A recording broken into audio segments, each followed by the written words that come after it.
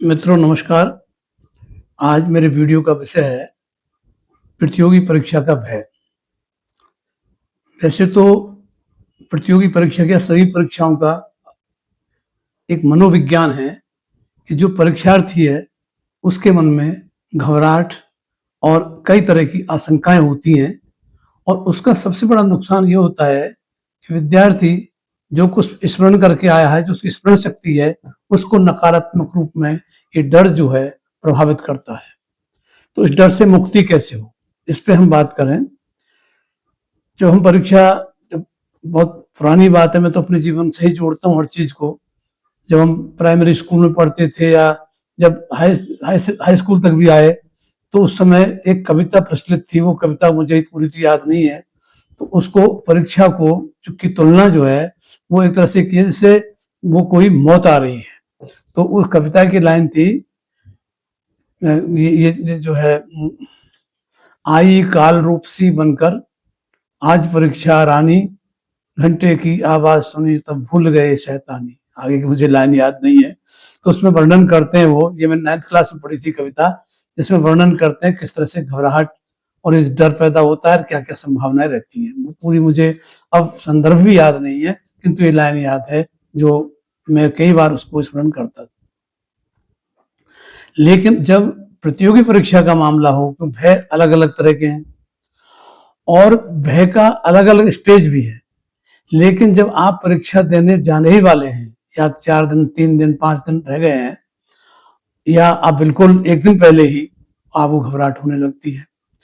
तो एक विद्यार्थी ने अभी रिसेंटली मेरे से पूछा, क्योंकि अब दिक्कत क्या हो रही है कि जो प्रतियोगी परीक्षा है और जो शैक्षणिक योग्यता धारण करने के लिए औपचारिक परीक्षा होती है, उसके और प्रतियोगी परीक्षाओं का जो फॉर्मेट है उसमें बड़ा अंतर है।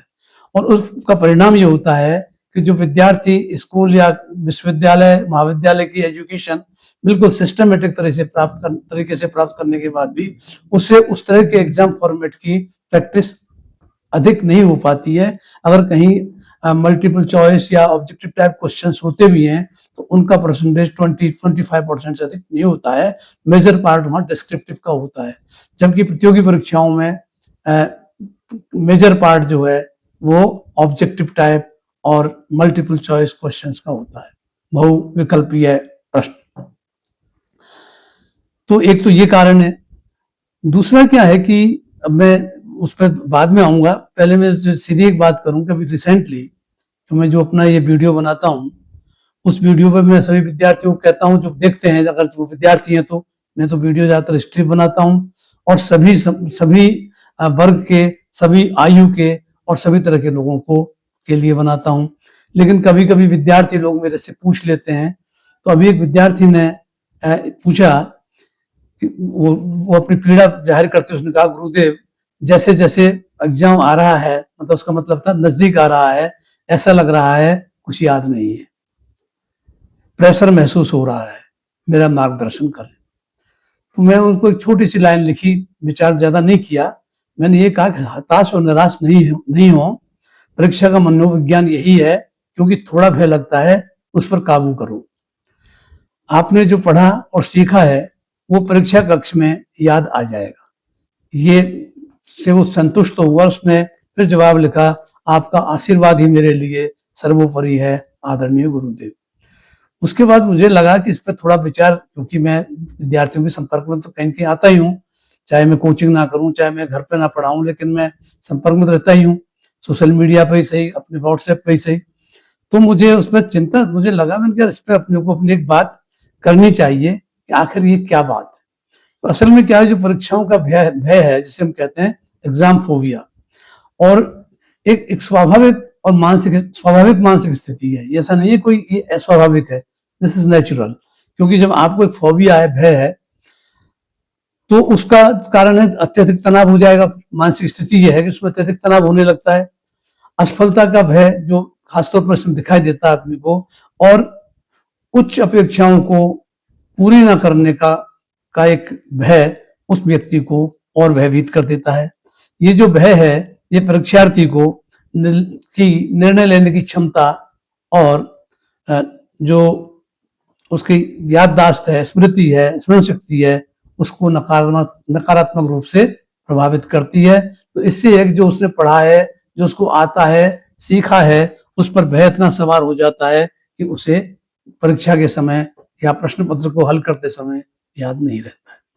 इसका प्रमुख कारण तो असफलता का भय है, क्योंकि सफलता के साथ आपके बहुत सपने जुड़े होते हैं। और सबसे बड़ी बात है कि आप ये मानते हैं कि असफल हो गए तो आपकी सामाजिक प्रतिष्ठा गिरेगी, अगर आपको सफलता मिल गई तो आपकी सामाजिक प्रतिष्ठा बढ़ेगी। दूसरा क्या है, भविष्य की चिंता भी होती है, भाई कोई करियर बनाना है, अगर ये नहीं हुआ तो क्या होगा। तो एक तो ये सबसे बड़ी बात जो असफलता का भय है ये है। दूसरा क्या है, जो अत्यधिक अपेक्षाएं कर लेते हैं, जैसे माता पिता को बहुत अपेक्षा है, इवन आपके दोस्तों को बड़ी अपेक्षा है, यार तो बड़ा तेज था पढ़ने में, बड़ा होशियार था। अब मान लो आप सोचता है कि भाई देवी की परीक्षा तो परीक्षा है, और परीक्षा में ज्ञान का संपूर्ण आकलन तो नहीं होता है, कई बार कोइंसिडेंस भी होता है कि आपको पेपर में कुछ ऐसा हो जाए कि आप नहीं बता पाए।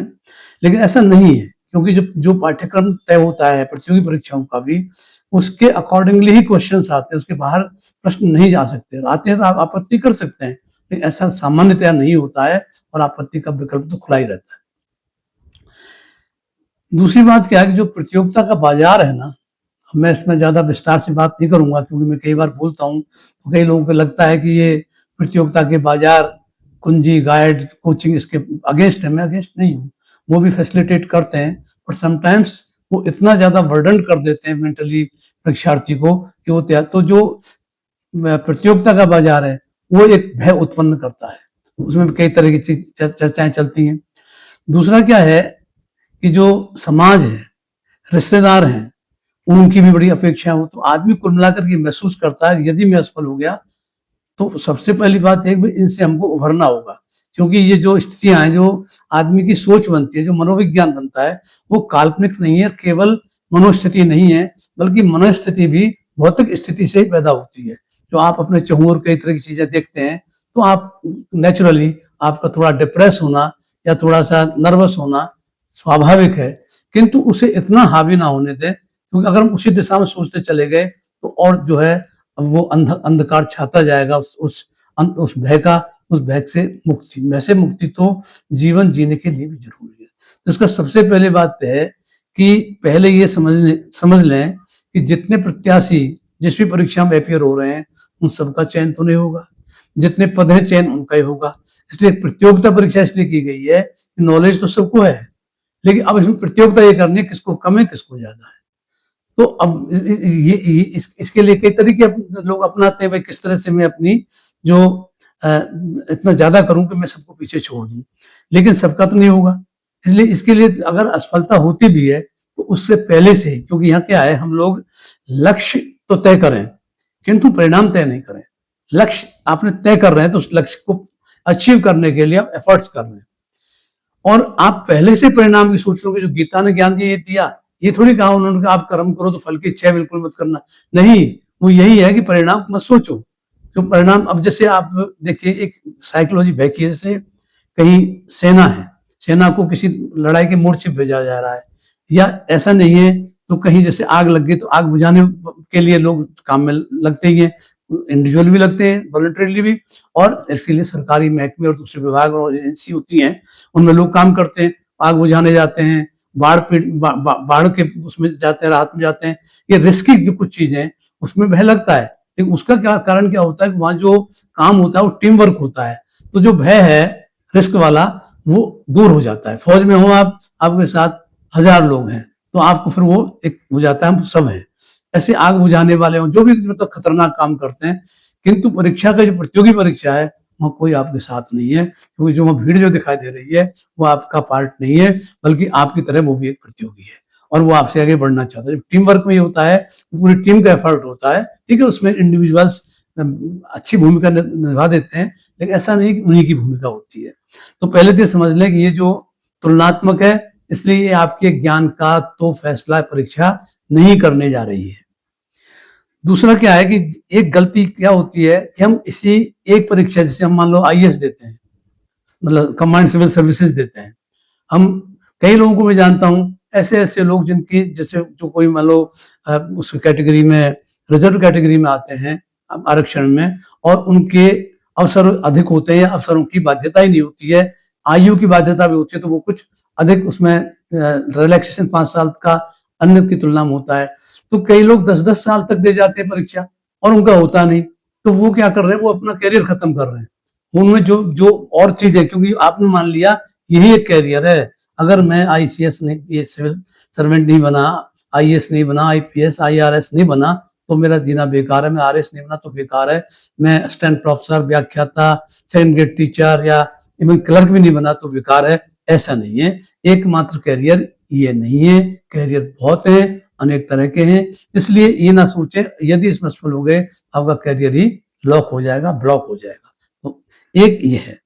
दूसरा क्या, लक्ष्य तो आप निर्धारित करते रहें, लेकिन परिणाम पे पहले से फोकस नहीं करें, आप लक्ष्य पे फोकस करें, आप निशाना साधें, जब आपका तीर चल जाए, निशाने पर लग जाए, तो परिणाम आ जाएगा सामने। आप पहले से सोच लो कि यार मेरे को चिड़िया आंख दिख ही नहीं रही, अरे देखो निशाना नहीं बैठ रहा, निशाना साधो। तो ये तो एक कोशिश है। दूसरा क्या है, आत्मविश्वास को हमेशा बनाए रखें।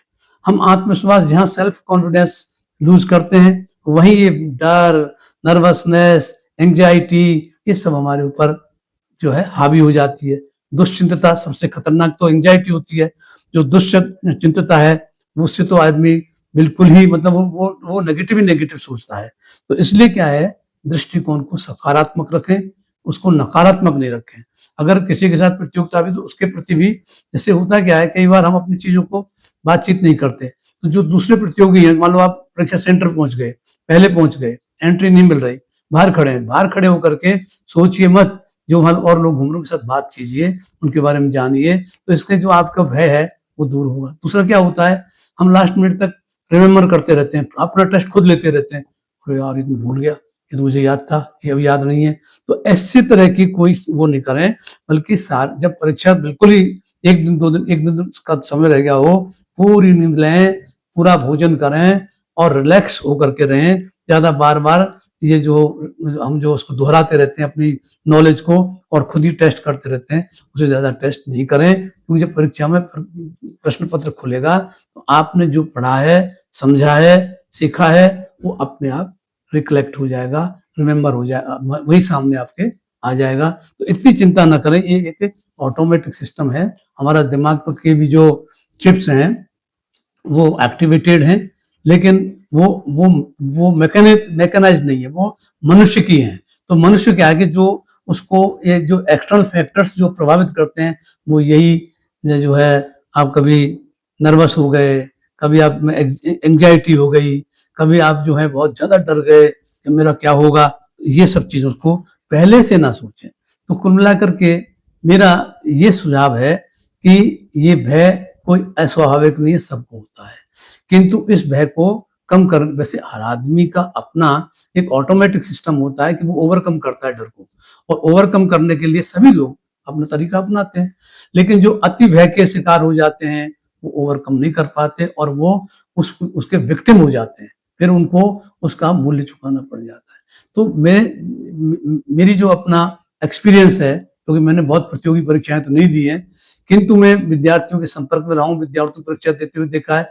मैंने अपनी परीक्षाएं तो दी हैं, ठीक है, प्रतियोगी परीक्षा मेरी रुचि में ही नहीं था, तो मैंने कभी कोई प्रतियोगी परीक्षा का, खासतौर पर प्रशासनिक सेवाओं का फॉर्म ही नहीं भरा। आरपीएससी, यूपीएससी या दूसरी state services, never, I never applied for such things. अब ठीक है, मैंने ऐसा नहीं माना था कि मैं अगर एक टीचर नहीं बनूंगा, मैं टीचर बनना चाहता था, मैं बन गया और यूनिवर्सिटी में बन गया।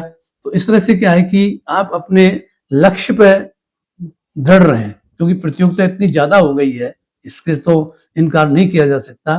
क्योंकि जो सरकारी क्षेत्र है, उसमें जो कुल जॉबों का अगर परसेंटेज निकालें, तो हार्डली 4% से ज्यादा नहीं आता है। बाकी 96% जो सर्विसेज हैं वो प्राइवेट सेक्टर में ही हैं, चाहे वो स्कूल की हों, हॉस्पिटल्स की हों, चाहे मैनेजमेंट की हों, ट्रेड एंड कॉमर्स संबंधी हों, कंपनियों की हों, प्रतिष्ठानों की हों। तो इसलिए प्रतियोगिता तो होगी, लेकिन उसको आप जब कर रहे हैं, शिद्दत के साथ कीजिए, कॉन्फिडेंस के साथ कीजिए, पढ़ाई कीजिए, और किसी न किसी ऐसे गुरु से भी जुड़े रहें जो आपको उचित सलाह देता रहे, और उसका कोई स्वार्थ नहीं हो, बल्कि आने वाली पीढ़ी के मार्गदर्शन करने के लिए तैयार हो। तो इन सब चीज़ों को विचार करके मैंने सोचा कि ये जो भय है, इस भय से ऐसा भय नहीं है कि ये आपको नुकसान पहुँचाएगा।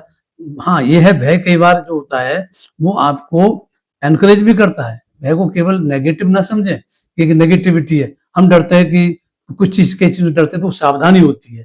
तो सावधानी रखना और डर, क्योंकि उसको अति सावधानी करोगे तो फिर डर में वो कन्वर्ट हो जाएगी। तो मैं कोई मनोवैज्ञानिक तो नहीं हूँ, लेकिन शिक्षा से जुड़े होने के कारण शिक्षा का मनोविज्ञान तो मैं समझता ही हूँ। तो कुल मिलाकर ये है कि जब जैसे मान लो कुछ ऐसी परीक्षाएं होती हैं जो कर्मचारी चयन आयोग ले रहे हैं कहीं राज्यों के, या यूपीएससी या क्या वो है, वो स्टाफ सिलेक्शन कमीशन ले रहा है, तो उनके क्या सेंटर दूसरे शहरों में, दूसरे नगरों में, दूसरी जगह पड़ जाते हैं। तो ऐसी स्थिति में क्या होना चाहिए, इन एनी केस हमको एक दिन पहले उस जगह पहुंच जाना चाहिए। कंफर्टेबल लोकेशन, वो एकोमोडेशन ले लेनी चाहिए, चाहे होटल हो, चाहे धर्मशाला हो, चाहे मंदिर हो, या चाहे रिश्तेदार का घर हो, दोस्त का घर हो। एक तो वो, दूसरा क्या है कि जो जब आप जब सेंटर पे पहुंचे तो वो भी सुनिश्चित कर लें कि कितनी दूरी है, क्योंकि बड़े नगरों में तो हालत हो जाती है कई बार कि सेंटर पे पहुंचना मुश्किल हो जाता है। परीक्षार्थियों की इतनी भीड़ होती है शहर में, इतना ट्रैफिक बढ़ जाता है। तो आप कोशिश करें in any case 1 hour before the entry time आप पहुंच जाएं अपने सेंटर पर, तो घबराहट ना हो। रिक्वायर्ड जो डॉक्यूमेंट है वो पूरी तरह तैयार रखें। जब मान लो वहाँ कोई सिक्योरिटी चेक हो, उसको आराम से दिखा दें। और मैं कई बार चीज मिस कर गया, अरे तुम्हें भूल ही आया, ये तो मुझे याद नहीं रहा। तो वहाँ क्या होता है, आपका जो भय है वो भय में और ऐड हो जाएगा ये मामला कि क्या होगा। क्या ये भय केवल लिखित परीक्षा का भी नहीं है, ये भय इंटरव्यू में भी होता है। कई बार मैंने देखा है कि इंटरव्यू में गया कैंडिडेट, उसके डॉक्यूमेंट चेक हुए, कुछ क्लियरिटी नहीं आई और उससे कहा ये तो है नहीं। तो वो कहते हैं हम ठीक अलाउ कर रहे हैं, लेकिन ये आपको विद इन 7 डेज या बाद में सबमिट कर देना। अब वो बस वो चीज उसको अंत तक दिमाग में घूमती रहेगी, तो वो उसमें एक नेगेटिव इफेक्ट उसका पड़ेगा। तो इसलिए ऐसा कोई अवसर ना दें कि आप कपड़े ऐसे पहन गए, किसको बाहें काटनी पड़ेंगी, क्या इसका हार उतारना पड़ेगा, किसकी अंगूठी उतारनी पड़ेगी। पहले से सारे निर्देश हैं परीक्षार्थियों को कि वो किस तरह के कपड़े पहन कर आए, क्या चीज, पेन पेंसिल क्या लेके आए, स्पेसिफिकेशन भी होते हैं कई बार कि ये चीज लेके आए, ड्रेस कोड भी होता है कई बार। लेकिन हम कहते हैं कई बार, नहीं साहब ये तो मेरा रिलीजियस सिंबल है, मैं धार्मिक चिन्ह कैसे त्याग दूं। भाई परीक्षार्थी हो यहाँ, अगर उनको लगता है धार्मिक चिन्हों की आड़ में लोग बाग जो है मेल प्रैक्टिसेस अडॉप्ट कर लेते हैं, तो क्यों नहीं वो उतरवाएंगे वो तो। आप इतने अगर रिजिड है तो मसला ही है, फिर नौकरी के लिए क्या, रोजगार क्या करना, फिर तो आप अपना धर्म निभाते रहिए और अपने जो भी उसके चिन्ह है उनको धारण करके घूमिए। तो ऐसी कुछ बातें हैं जिनको हमें ध्यान रखना चाहिए। मैं कोई उपदेश नहीं दे रहा, लेकिन हम क्या है कि कई बार इग्नोर कर देते हैं। अगर आप अनुभवी वो है प्रतियोगी, तो आपको पता रहता है क्या क्या होता है। लेकिन जो फर्स्ट टाइम और हुए उनके साथ ज्यादातर ऐसी प्रॉब्लम हो जाती है, क्योंकि उनको पूरे आचार विचार उस परीक्षा के पता नहीं होते हैं। इसलिए उन आचार विचारों को ध्यान से उनमें देखें और आगे बढ़ें। तो सभी परीक्षार्थी जो होते हैं उनको मैं हमेशा शुभकामनाएं देता हूँ। और अगर वो परीक्षा में चयन नहीं भी होता है, इस प्रतियोगी परीक्षा में, उससे बहुत कुछ सीखते हैं, वो जीवन में बहुत काम आता है। कई लोग जो आईएएस और हमारे राजस्थान की आरएएस की जो तैयारी करते रहे, वो नहीं सिलेक्ट हुए कहीं भी, किंतु बाद में उन्होंने लेकिन अपना कोई वो नहीं किया। कई लोग प्रकाशक हो गए, कई लोग लेखक हो गए, कई लोग कोचिंग के मालिक हो गए। तो ऐसा नहीं है, वो सारा एक्सपीरियंस उनके काम आया है। इसलिए ये भी ना सोचें कि यदि इसमें ना हुआ तो ये मेरी सारी मेहनत व्यर्थ जाएगी। मेहनत कोई व्यर्थ नहीं जाती है, वो आपके व्यक्तित्व में, आपकी नॉलेज में, आपके कौशल में जोड़ती है। तो ये बात थी। नमस्कार।